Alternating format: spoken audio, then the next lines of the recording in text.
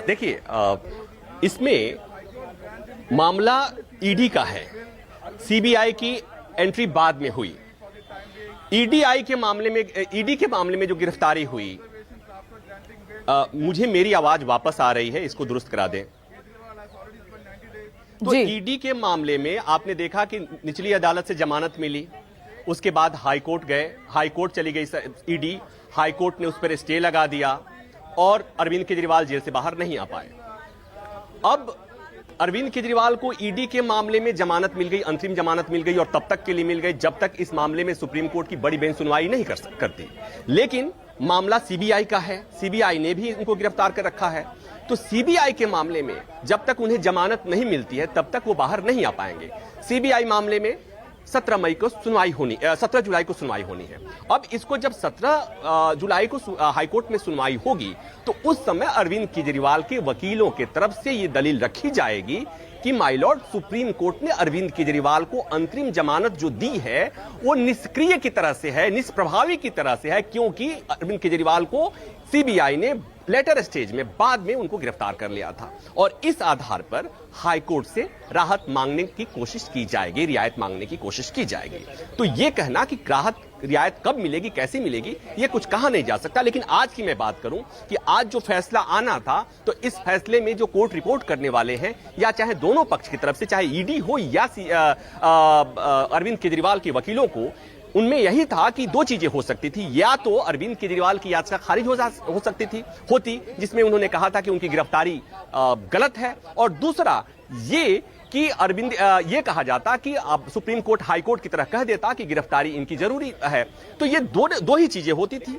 लेकिन आज जो फैसला आया, अनएक्सपेक्टेड फैसला था कि सुप्रीम कोर्ट में जस्टिस खन्ना ने जब फैसला सुनाना शुरू किया तो उन्होंने कहा कि इस मामले में कि गिरफ्तारी जरूरी है या नहीं है और कब गिरफ्तारी होनी चाहिए नहीं होनी चाहिए, एक का ये लार्जर प्रोस्पेक्ट पे बात करने के लिए, सुनवाई करने के लिए हम ये मामले को लार्जर बेंच को भेज रहे हैं और जब तक उस मसले पर सुनवाई नहीं हो जाती तब तक अरविंद केजरीवाल को अंतरिम जमानत पर रिहाई का आदेश देते हैं।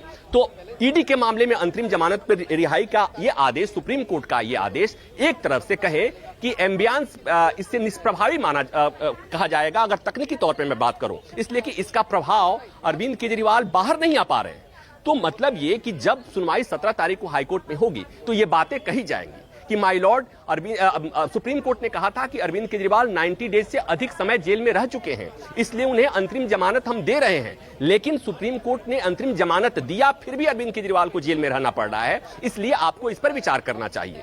तो मुझे लगता है कि शुरुआत अरविंद केजरीवाल को राहत की शुरुआत सुप्रीम कोर्ट से हुई है और इसी आधार पर हाई कोर्ट में उन्हें राहत की उम्मीद वो कर सकते हैं। हालांकि यह मामला ऐसा है जिसमें इतने उतार चढ़ाव आए हैं विपनेश कि कुछ भी पहले से कहा नहीं जा सकता, कोई अनुमान नहीं लगाया जा सकता, क्योंकि आपने देखा कि निचली अदालत ने गर्मी की छुट्टियों में उनको जमानत दे दी। ईडी के मामले में मामला हाईकोर्ट गया और हाईकोर्ट ने उस पर रोक लगा दी। आपने ये देखा कि इसी मामले में देश के इतिहास में शायद पहली बार हुआ जब देश की सबसे बड़ी अदालत ने किसी नेता को चुनाव प्रचार करने के लिए अंतरिम जमानत दी थी। तो कुल मिलाकर ये कि इस मामले में इतने दृष्टांत हैं, इतने प्रेसिडेंट स्थापित हो रहे हैं, इतनी नई चीजें हो रही हैं कि कुछ भी कहना मुश्किल है। लेकिन जो मेरी समझ है वो ये कहती है कि सुप्रीम कोर्ट से अरविंद केजरीवाल का आज का जो फैसला है, इसका असर निश्चित तौर पर आने वाले समय में हाईकोर्ट में जो सीबीआई का मामला जाएगा, मामले पर सुनवाई होगी, जमानत पर सुनवाई होगी। प्रभाकर, एक और सवाल है, आप बहुत इंपॉर्टेंट